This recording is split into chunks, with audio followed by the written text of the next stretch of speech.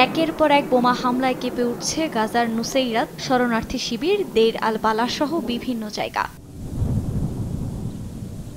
Tanker নিয়ে রাফার পশ্চিমাঞ্চলের আরও ভেতরে ঢুকে পড়েছে ইসরায়েলি বাহিনী, অব্যাহত রেখেছে আগ্রাসন।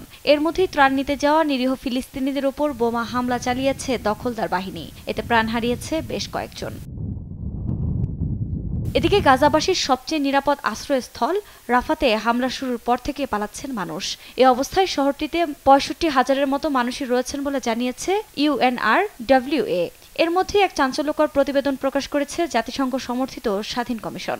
সংস্থাটির প্রতিবেদন অনুযায়ী গাজায় ইসরায়েল ইচ্ছাকৃত যুদ্ধাপরাধ ঘটিয়েছে।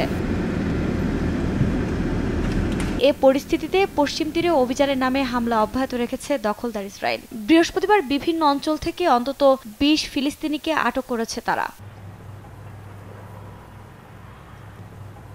এদিকে যুদ্ধবিরতির প্রস্তাব নিয়ে যখন চলছে আলোচনা, তখনই হামাস নির্মূল না করা পর্যন্ত গাজায় আগ্রাসন বন্ধ না করার হুঁশিয়ারি দিয়েছেন ইসরায়েলের প্রধানমন্ত্রী বেনিয়ামিন নেতানিয়াহু।